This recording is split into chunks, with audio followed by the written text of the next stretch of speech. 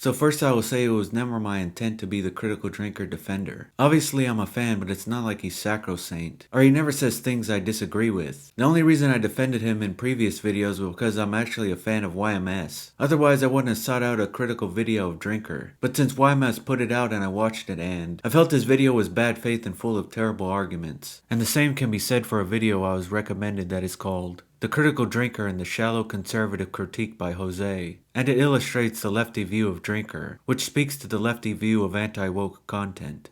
Although Drinker's critiques are a hollow echo of conservative fan outrage, in spite of how he tries to present it as something new, there's a part of his work that I find even more bothersome. In the They Hate Their Own Fans video, he almost seems aware of his role in all of this. Actual fans get so burned and pissed off with the treatment of their franchise that they go into it with the worst possible outlook, determined to find problems and unwilling to even give it a fair chance. Drinker is the one fomenting this when he spreads this endless negativity to his audience with his reviews, reinforcing a politically conservative reading as more acceptable than any sort of leftist or progressive one. His criticisms often don't amount to more than a few superficial observations tied to a thumbs up or thumbs down. For all his complaints about heavy-handed messaging in modern movies, his videos are just as guilty. So here's the divide in the view many lefties hold of Drinker, that he's obviously and blatantly conservative. Now there are several problems with this. First I could ask, why does this matter? Shouldn't the content of his arguments be the focus? But then the left could simply say the same thing about woke or progressive content. But in any case, since the left just has to know, I'll answer the question. Now I've watched as much as Drinker's content as anyone, both his main channel and his secondary channels, and he's never outright stated where he stands politically, or said something so blatantly right-wing that it outed him as conservative, or did anything that couldn't be merely explained by him either being moderately left, like a classical liberal or independent or libertarian, or willing to speak with most other creators, even if they don't perfectly align politically. 3. Many will say that it's clear as crystal that his content of his videos are conservative, but there's a problem with this. Political polarization and extremists from the left wing has made it harder to identify where people fall on the political spectrum. Before 2010, just 14 years ago, if someone asked you on the street, "What is a woman?" Can you tell me that? Well, you're at the Women's March. You must have some idea. you'd be laughed at and mocked, or just get a dumbfounded stare at the stupidity and obviousness of the question. Whereas now Ketanji Brown Jackson, a Supreme Court judge, is asked, Can you provide a definition for the word woman? Can I provide a definition? Mhm. No, Yeah, I can't. you can't? Not in Okay. this context. So you I'm not a believe the meaning biologist. of the word this is insane. And if a hardcore liberal was shown this in the past, they would think it's an SNL sketch. The political landscape has shifted, and now people who were liberals 14 years ago now feel politically homeless. So again, it's easy to say that Drinker is conservative, or it could be that you're just so far left, or in a bubble, that Drinker's videos seem conservative by comparison. 3. If Drinker is the right-wing grifter so many think he is, and that he's been audience captured by the right, why has he kept his politics under wraps? I mean, he's been on YouTube for over a decade, has several channels, over 1,000 videos, and does podcasts and interviews with all types of political persuasions, and the same with his guests. And why is he giving positive reviews to Prey, Arcane, Blue-Eyed Samurai, and Everything Everywhere All at Once? Again, when is the benefit to him keeping it under wraps? Also, lastly, Drinker is Scottish, and European politics is different than American politics. I mean, does anyone remember when Ben Shapiro walked off the BBC interview because he thought Andrew Neil's combative questions clearly indicated that he's liberal, when in fact he's probably more conservative than Ben? And it becomes so much more apparent how this works with his buddying up to the conservative media outlet, the Daily Wire. For the unfamiliar, the Daily Wire is a conservative media outlet perhaps most well known by its top host, Ben Shapiro. They've entered into the world of entertainment to less than impressive results. I've made plenty of videos on that subject if you're curious. Drinker has reviewed several of the Daily Wire's movies, including Run, Hide, Fight, Terror on the Prairie, and Lady Ballers. For a channel that largely focuses on major releases from big studios, it's a wonder why he would waste any time at all on these much smaller releases. He's also far gentler on these movies than he is with mainstream titles. Here's how he described the Daily Wire's Lady Ballers. It's not on par with the mid-2000s classics like Dodgeball, Anchorman or Tropic Thunder that it seems to want to emulate. This movie is very much a rough gem, the imperfect first attempt of a company that's still finding its feet as a movie studio. For anyone familiar with this movie, which yes, I have watched, the term rough gem is incredibly charitable, but the content of these reviews is almost irrelevant. To review them at all is to insert these movies in front of an audience attracted by the mainstream coverage of other reviews. And here we go, because Drinker reviewed the Daily Wire films and gave tepid reviews. That obviously means he's conservative. This is especially funny because of this. The only reason men doing this stuff seems normal and regular is because movies and TV shows have been doing this for decades, and it reflects the political reality of how this media was made in the past. It was largely made by men, and it was targeting an audience that was largely men, so it was playing up to a male fantasy on the screen. That we're now seeing female versions of this in the modern day isn't any better or worse. It's simply a variation on the same type of wish fulfillment and fantasy that people like to put into movies. If this fantasy is less appealing to you personally, that's fine, but it says nothing about these movies and rather the mindset you have going into these movies. Much of his theory is predicated on the idea that these movies are reaching some sort of objective standard of bad quality, something that studios and critics are all aware of, but not willing to say. It's the subtle suggestion that Drinker is unwilling to believe that someone might like a movie or TV show that he believes is bad, because he's deduced some kind of objective metric for determining whether something is of good or bad quality. Drinker's whole Why Modern Movies Are Bad series reflect this rules-based approach to making movies, positioning himself as the referee as to whether or not these rules are being followed. Only the rules are subjective, and so are their application, as he himself will often admit to in his videos when he points out several exceptions. Ultimately, all this really reflects is his own personal taste in movies. And like I've said several times in this video, it's fine to not like some movies. There is no problem with that. But not catering to your taste personally doesn't mean it's the downfall of cinema, or this will lead to some kind of disastrous consequences for society. It also doesn't mean that your tastes are emblematic of fandom either. So Jose will say just because you don't like something doesn't make it bad. That movie and TV shows are subjective, and will defend modern media and Disney. But then we'll turn around and say, how dare you give tepid reviews to Daily Wire films. By covering the Daily Wire movies alongside mainstream titles, it's doing something similar. There's a big audience for other movies by Netflix, Disney, and other major studios. These movies are very popular, and that's why he covers them. So there is a huge number of people on YouTube looking for any sort of reviews about these movies. When they stumble upon a channel with a cute name, like The Critical Drinker, they're getting a review infused with his conservative worldview.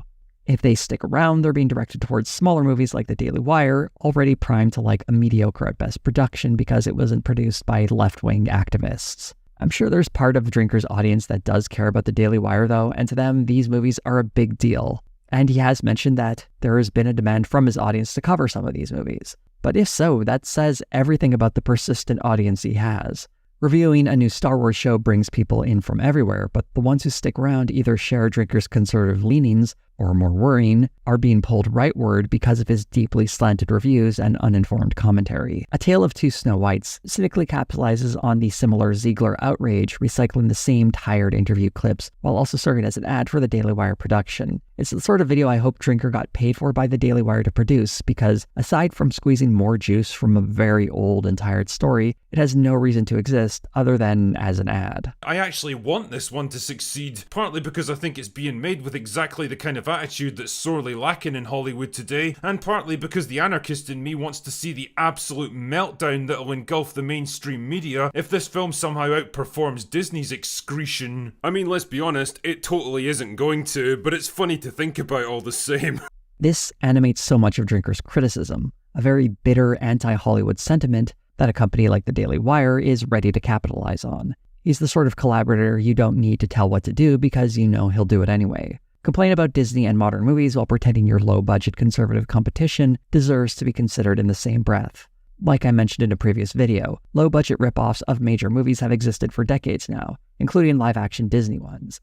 The Daily Wire isn't doing anything new or different here, but the reason Drinker is highlighting their Snow White and not the inevitable Asylum Pictures version is because it aligns with the conservative worldview his channel is pushing. Or I could be wrong and they're just paying him, and if so, he should probably disclose that in the video. How dare you review a film I don't like, and don't go as hard as I would? How dare you not tear it to pieces, while defending modern media and movies, like Echo in the first season of Picard? None of the point of giving a platform to these films in the first place, and not going hard enough on them, there's an easy answer.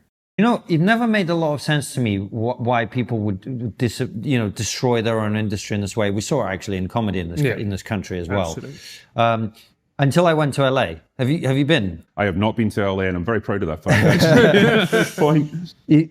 we went for work, interviewing people and stuff. But when you are in LA and you meet people in LA and you see the world that they live in, suddenly all of this makes so much more sense. Yeah. Because the bubble that those people operate in, then the contrast between the stuff you might see on social media about, this actress says, oh yeah, we don't need men in Snow White or whatever it is, and the world that we all normal people live in is massive. And it is because they just live in this bubble over there. Yeah. And all of these diversity quotas and all of this other stuff, it makes perfect sense in that world, which actually, I have to say, has made me incredibly skeptical about everything Hollywood produces, because you're going, the perceptions we might have of, people in the American South or people in the city or whatever, they're all shaped by that cultural creation that is made by people who don't actually live in the real world. And it's a fantastic, eye-opening thing. I really found that. It really is. And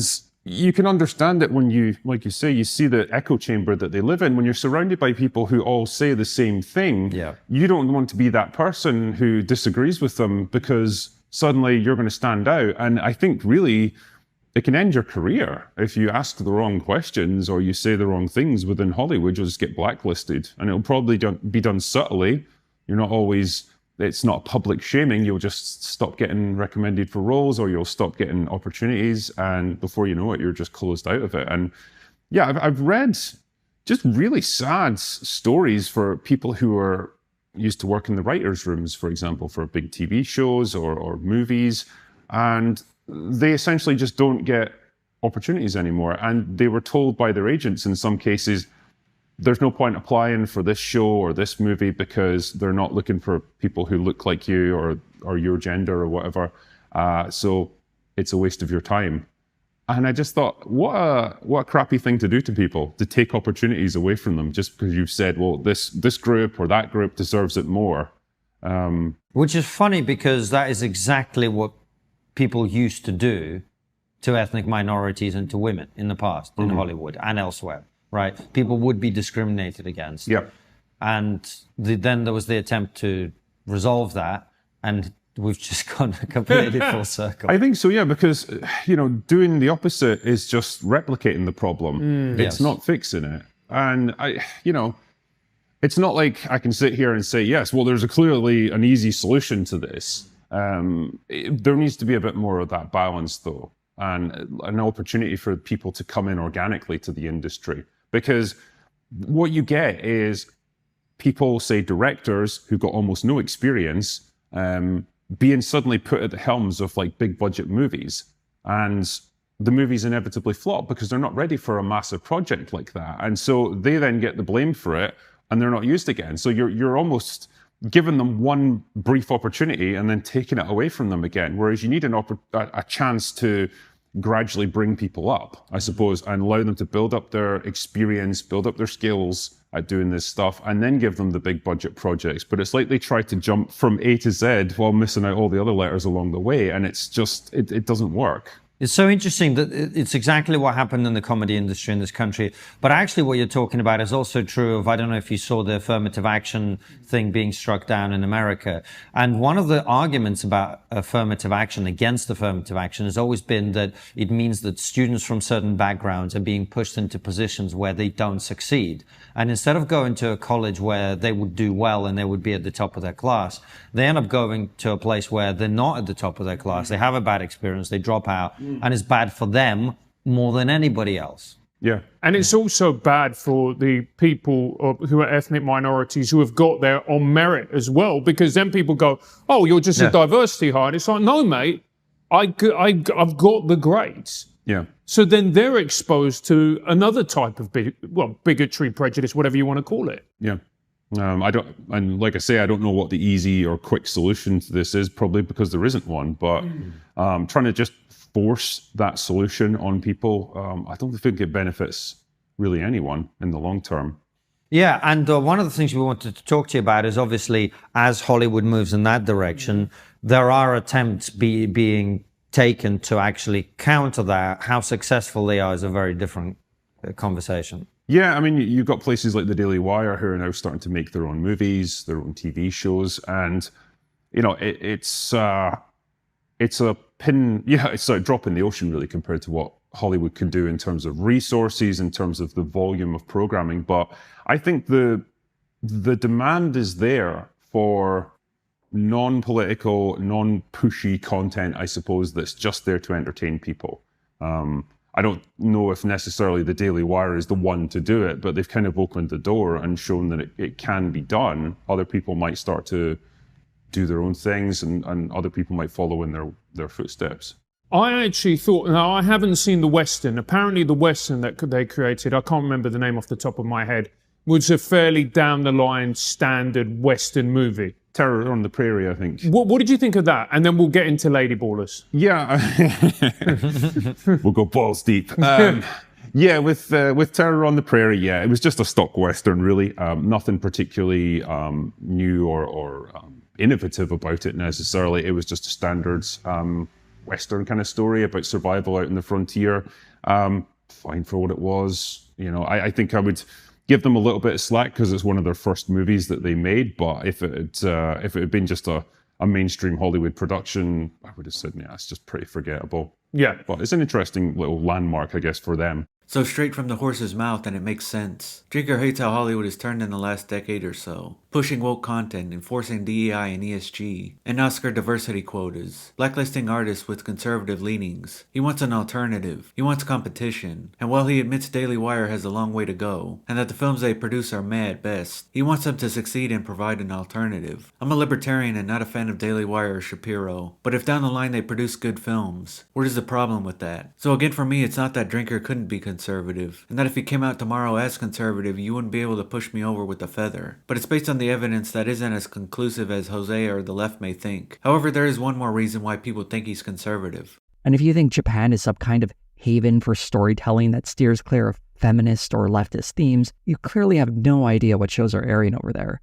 Just sticking to the very narrow confines of anime, and I'm no expert in that myself. I personally recently enjoyed the newest Gundam series, The Witch from Mercury, which is a story about two space lesbians who use a pride Gundam to fight against future capitalism while echoing Sylvia Federici's feminist reading of The Tempest. There's also Vinland Sagan's critique of toxic masculinity and cycles of violence to set its characters on journeys of restorative justice, and also the impact of capitalism on the colonial project. Or we could talk about One Piece.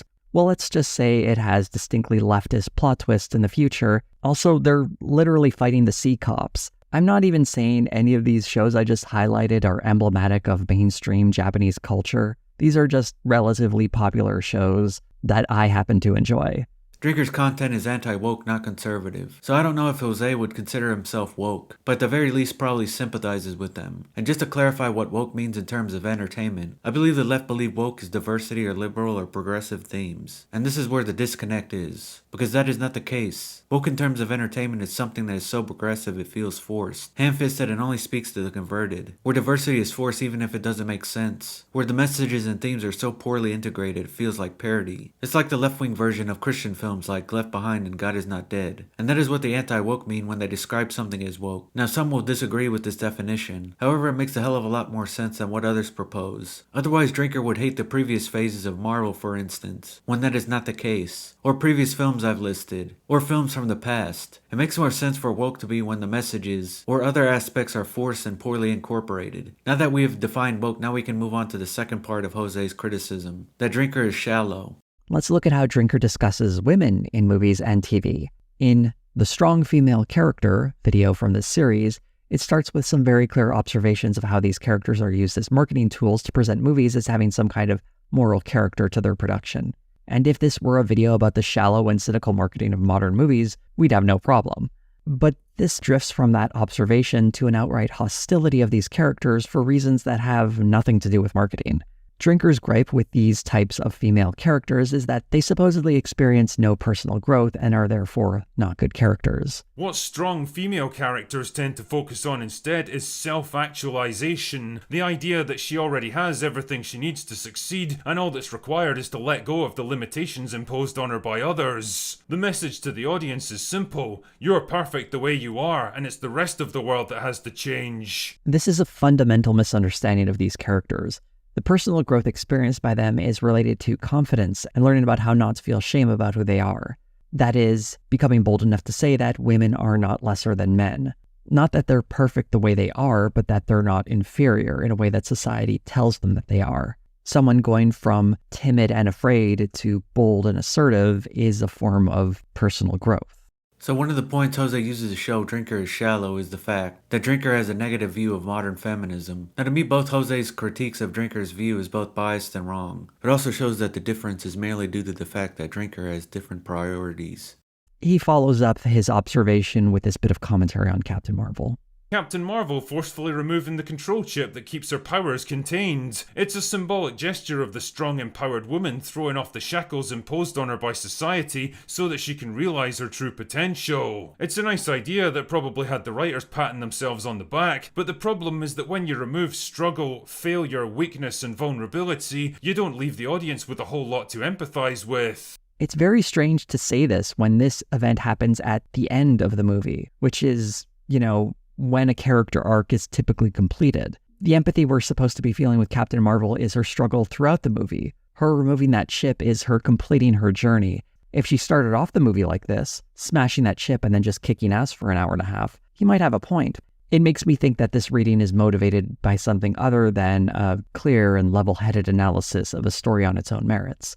Or you could say that it's a different perspective, an anti-woke perspective. Here's a clip from Mahler's review that proves it was a poorly handled message.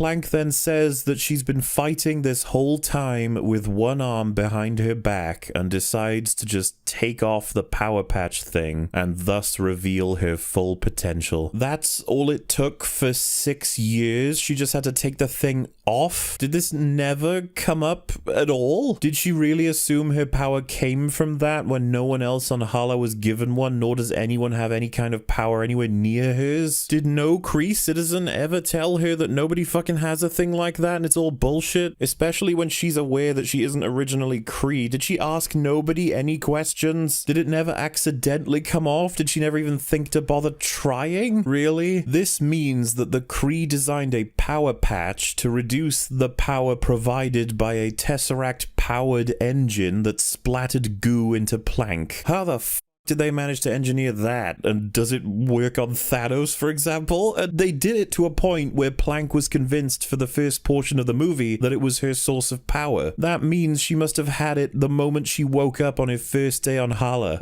You want me to believe they have Tesseract-powered goo-created suppression nicotine patches just lying in wait on Hala? Fuck off, movie. Like, this scene, it just gets worse and worse the more you think about it. Was the goal here to really try and convince Planck to work for you guys again, despite her actively learning that you've lied to her for her entire living memory? You represent a team that goes around hunting people down because they don't follow your rules, and you literally killed the person she respects the most in front of her in cold blood. Fuck. Hell, even if they convince her that her power comes from the thing on her neck, then she's obviously gonna wonder why they wouldn't just give the neck thing to someone else. Or better yet, she will wonder why the fuck they wouldn't just execute her. As a matter of fact, you guys currently have the ability to knock her out, so I'm now wondering why the you won't kill her. You simultaneously fear her abilities to the point of putting a leash on her while being completely aware that she's the only thing that can threaten your entire organization, for fuck's sake. So why are you keeping her alive?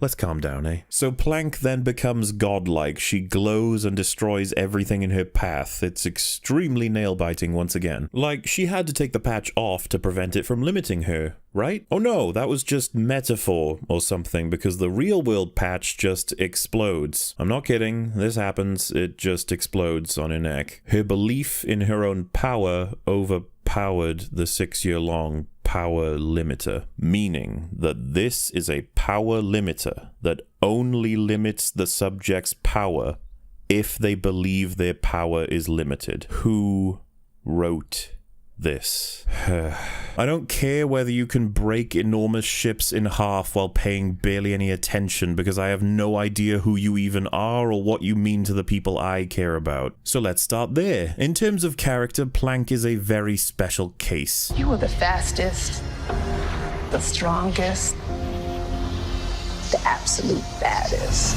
Remind me, how does character writing work? Is it when you have other characters tell the audience over and over again just how smart, talented, cool, badass, and interesting the protagonist is? Is it when, instead of having scenes showing us that she values something or that she's been through some hardship, we get several montages showing that men have been getting her down? Her dad is a twat. Apparently. She's never met a supportive man in her life. Apparently. She is really smart. Apparently. She would choose to be heroic in any situation.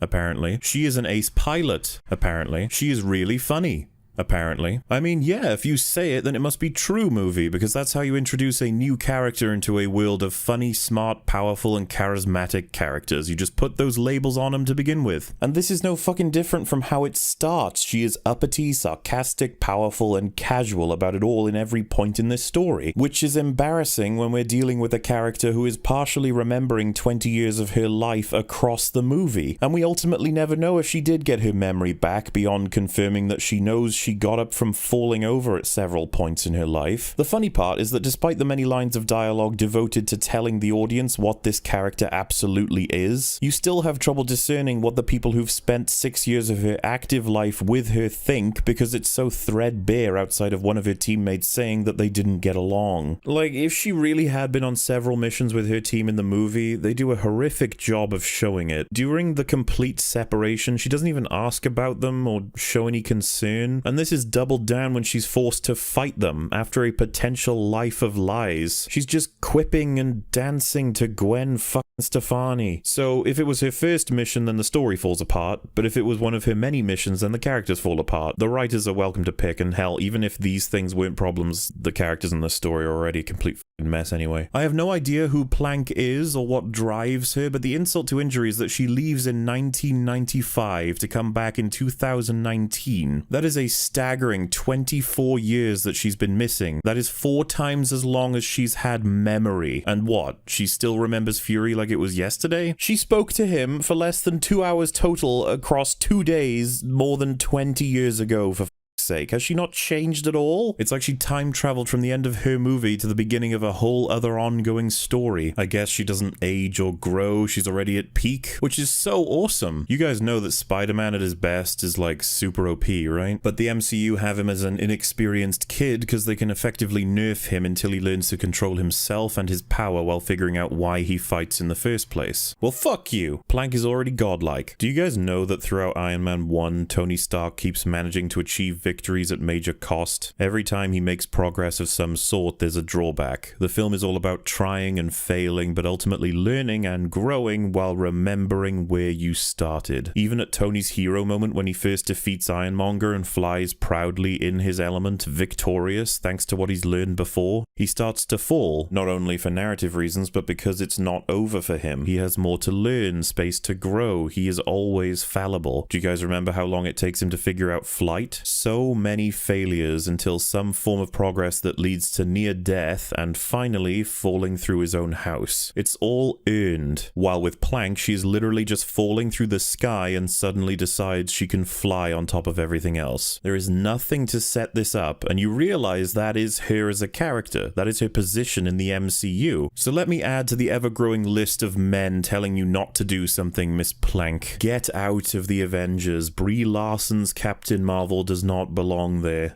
But I didn't show the clip just to show that Jose was wrong and shallow, but to illustrate that Drinker's reviews are not shallow. They are concise. The short clip from Mahler's breakdown was as long as many of Drinker's reviews. They're not meant to be breakdowns. They're under 10-minute reviews that are made near the release, that give you Drinker's perspective and a bit of humor, then you're on your way. To call that shallow will be to call a lot of movie reviewers shallow, like Jeremy Johns, but that misses the point of different types of content. Even videos in the series on why modern movies suck are only 10 to 50 minutes long, but they're not meant to be a complete breakdown on why modern Hollywood hates men, or is terrible at producing strong female characters. But they are a concise and brief summation of Drinker's thoughts on the topic. You could call movies shallow compared to TV shows and miniseries, or short films shallow in comparison to full-length movies. Or is it that they serve different functions?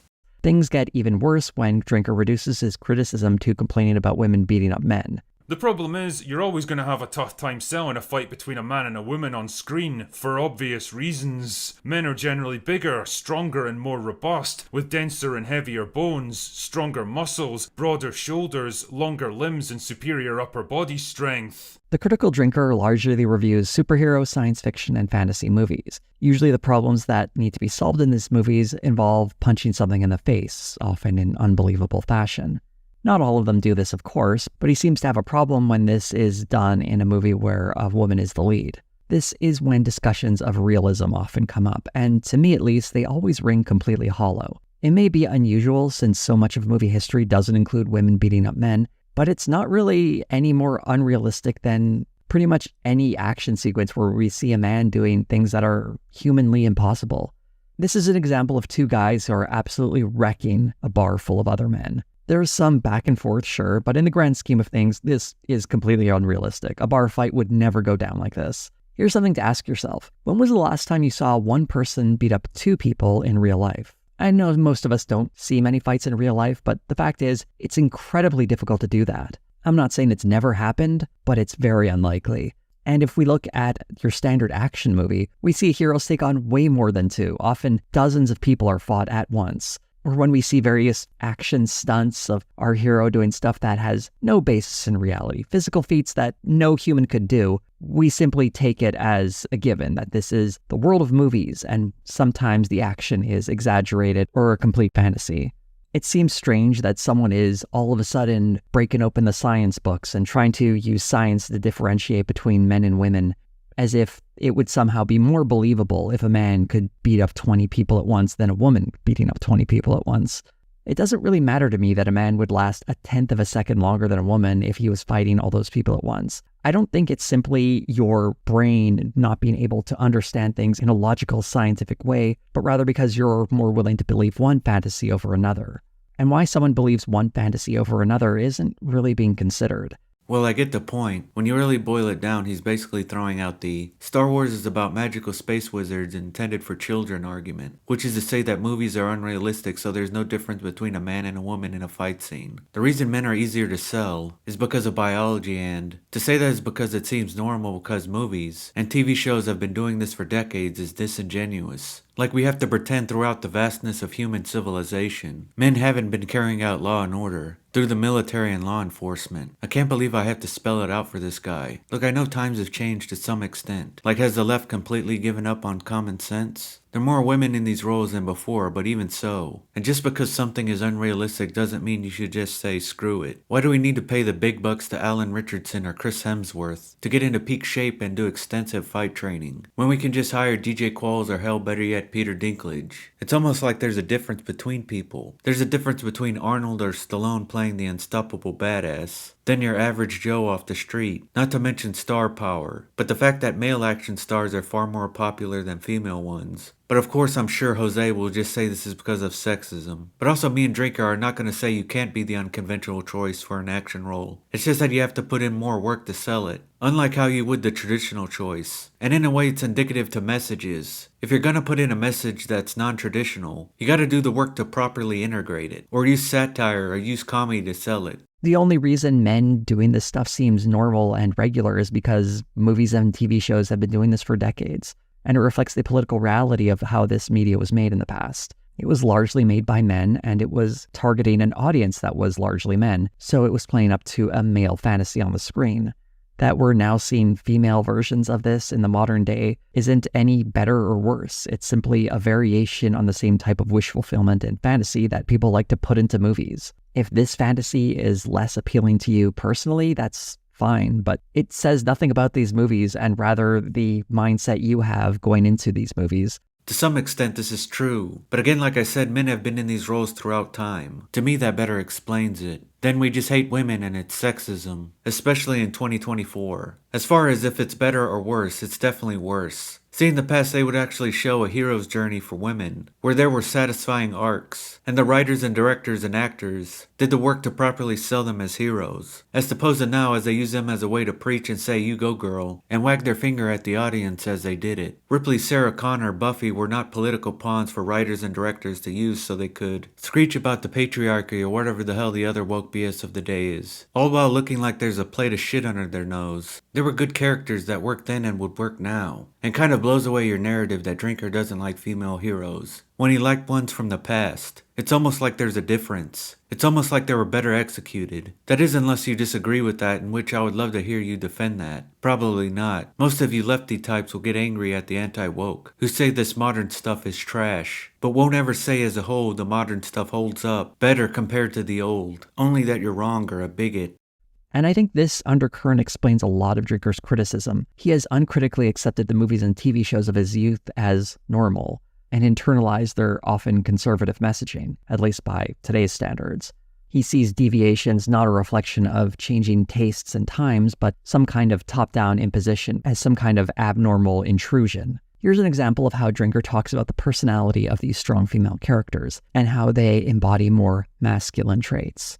Instead of being altruistic, or compassionate, or protective, or vulnerable, or quirky, they're almost always written as stoic, emotionally closed off, blunt, dismissive, prickly, domineering, or aggressive. The very same masculine traits that the writers seem to find so toxic and unacceptable in men. He goes on to say that these traits aren't enough to make a character, and that these women would be more interesting if they were more robust, including more traditionally feminine traits. The irony of this is that in another series, They Hate Men Part 1, he takes the opposite approach to male characters. A stoic character is one that's generally reserved and emotionally distant, the kind of person who bears their troubles and discomforts without too much complaining. It's a character type most commonly associated with traditional ideas of masculine behaviour. Why? Because that's how men generally act around each other. There's a big disconnect here. Whereas men being stoic is okay, women characters can only be stoic if they also include a number of other traits. That is, it's a positive for men and at best neutral for women. It's a pretty clear example of the double standard in much of Drinker's commentary.